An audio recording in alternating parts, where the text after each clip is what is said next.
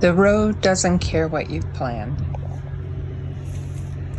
That's one of the first things you learn when you spend enough time outside. Because sooner or later the weather shows up, and suddenly your timeline isn't yours anymore. The wind decides, the rain decides, the temperature decides. You either adapt or you wait. There's always a plan. That's the funny part. You think you've accounted for everything. The distance, the fuel, the campsites, the timing. You study maps, you check the forecasts, you convince yourself you've thought of every detail.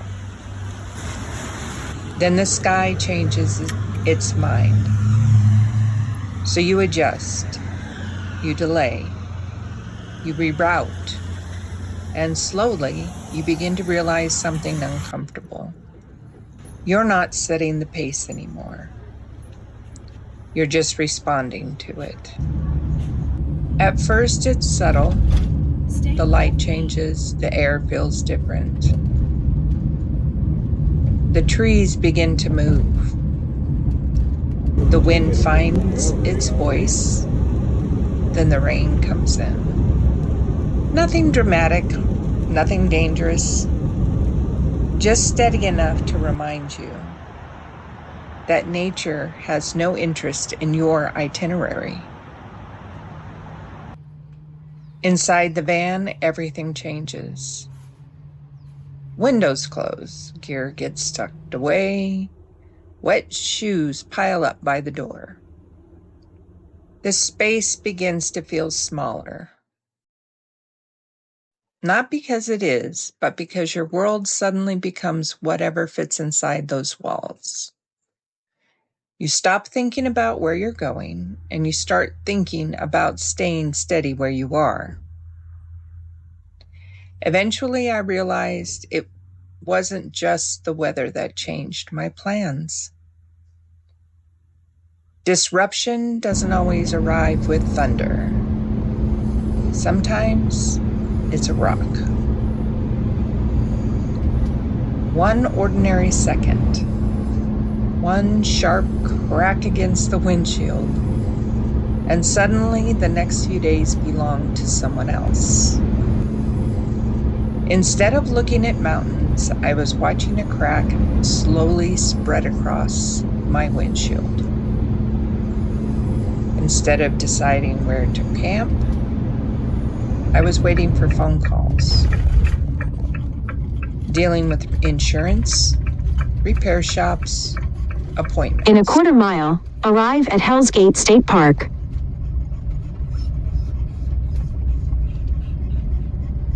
Then finding a place to stay until someone else told me the van was ready. Then came the tires. They weren't a problem in the beginning. They weren't a problem yesterday. They became a problem today. The budget changed. The schedule changed.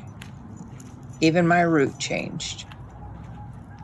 The heat kept climbing, so instead of wandering wherever I felt like going, I found myself chasing cooler temperatures while fitting appointments into places I didn't plan to visit.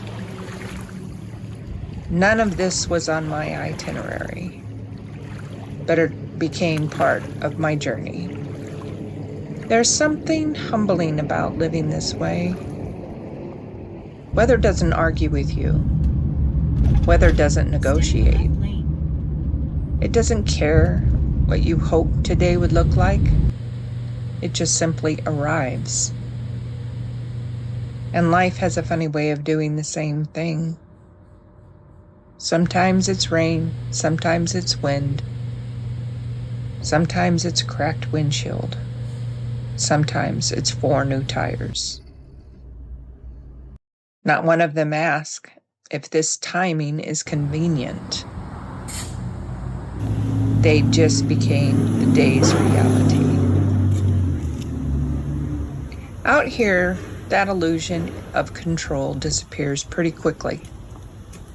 Nothing bends for convenience, not the weather, not the road, not life. And maybe that's not something to fight. Maybe it's something to learn from. Because something unexpected happens when you stop resisting. You start to pay attention, not just to the rain, but to the waiting. My coffee still tastes like coffee. Tator still wants to go for a walk. The birds still sing after the storm. The sun still rises.